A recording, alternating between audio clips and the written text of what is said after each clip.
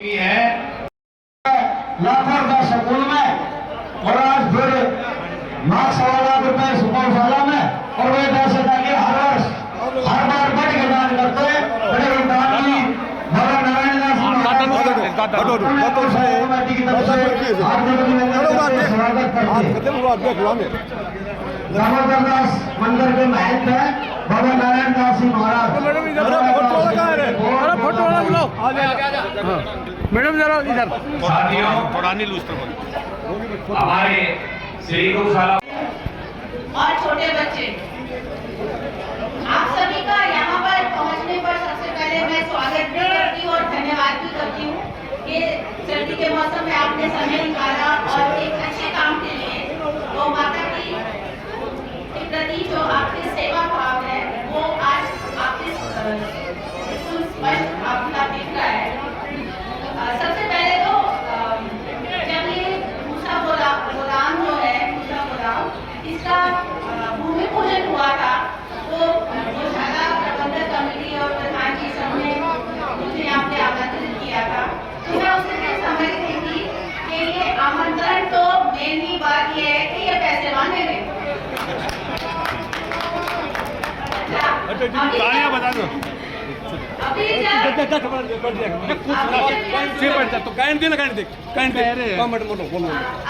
स्वागत हुआ तो पहले तो देखो आपने इतना चढ़ा दिया, बोले ये डायरेक्टर है और ये बात चंडीगढ़ से साइन होंगे। अगर आपने नाम भी कहो तो भी मेरा वादा है कि हमारी तरफ से एसपीसीए के माध्यम से एसपीसीए में मैं मेंबर सेक्रेटरी हूँ, जो भी डिप्टी डायरेक्टर निदेशक पशुपालन विभाग का होता है। एक सोसाइटी है पशु क्रूरता निवारण समिति, उस समिति में डीसी साहब जो होते हैं हर जिले के वो अध्यक्ष होते हैं और डीसी साहब की अनुमति से मैं ये प्रस्ताव जो है उनके सामने जरूर रखूंगी और मुझे उम्मीद है इसमें हमें सफलता भी मिलेगी। और अभी सरपंच साहब राज सरपंच साहब बता रहे थे कि इस पे जो है गोदाम तो तैयार हो गया है, लेकिन अब जो भूसा लिया है उसमें काफी खर्चा आया है। तो इस खर्चे का जितना मैक्सिमम हो पाएगा, अगर पूरा नहीं होगा तो 2 किस्तों में भी हम इसको 45 लाख का खर्चा बता रहे हैं। यार आज 65 लाख रुपए का खर्चा 1.5 लाख गया।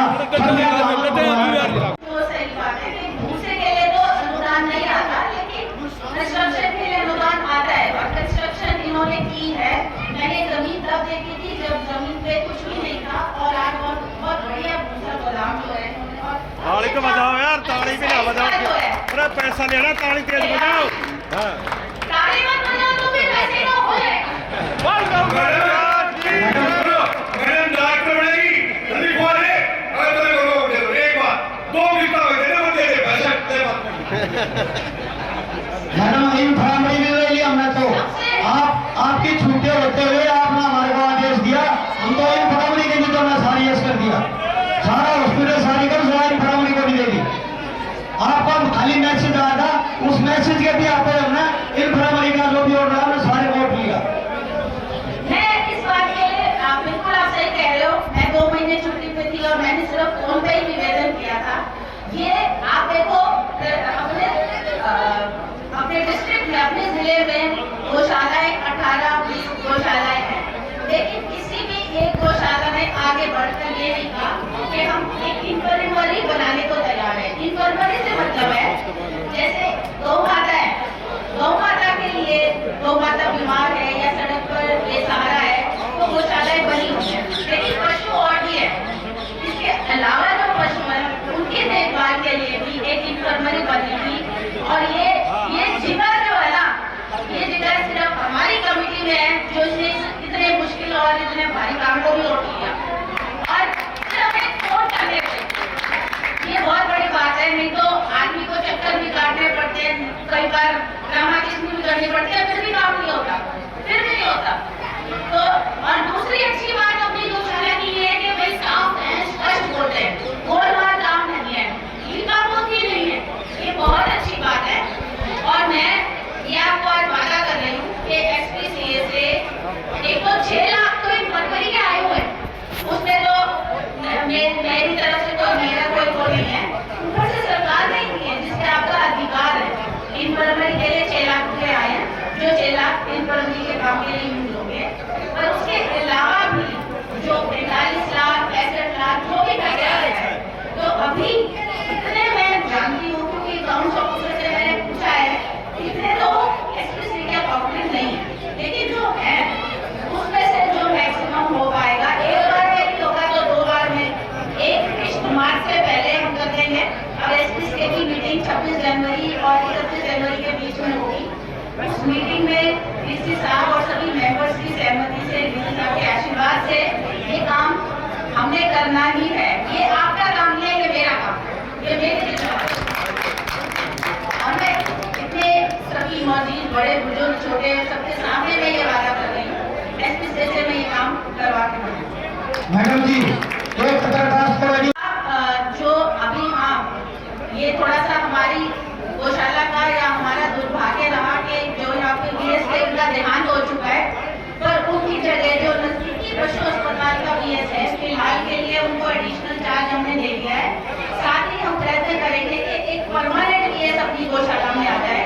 उसके लिए आप एक मुझे एप्लीकेशन भिजवा दो, जो परसों भिजवा दो, उसमें मैं अपने स्ट्रॉन्गली रिकमेंड करके मैं एक बार अपने अधिकारी जो है हमारे उच्च अधिकारियों को भी निवेदन करूंगी और कोशिश करूंगी कि क्योंकि यहाँ पे 7-8 हजार पशु जो है गोवंश है यहाँ पे, जो कि कम नहीं है, और सबसे बड़ी गौशाला और सबसे पुरानी गौशाला अपनी नगर गौशाला है। तो ये जरूरत है, आवश्यकता है और हर तरह से ये चीज रिक्वायर्ड है। तो मैं स्वयं ये निवेदन करके पूरी कोशिश करूंगी कि एक परमानेंट पशु चिकित्सक अपनी गौशाला में।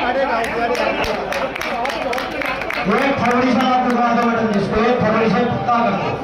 बड़ी मेहरबानी होगी, तो एक बोली साहब 2 बातें, मेरी कलम में तो ताकत नहीं है कि मैं किसी को परमानेंट कर दूं, तो एडिशनल चार्ज तो हो गया आज से, लेकिन परमानेंट के लिए कोशिश जरूर करूंगी कि फरवरी के महीने में कोई परमानेंट ही आप आ जाए। पर परमानेंट में आप सभी जानते हो कि एक प्रोसीजर है जिसमें सरकार के माध्यम से ही होता है, सीएम सेल से पोस्टिंग आती है, मतलब डिप्टी डायरेक्टर के हाथ में नहीं है कि वो किसी की पोस्टिंग कर दे, पर प्रयत्न हम कर सकते हैं।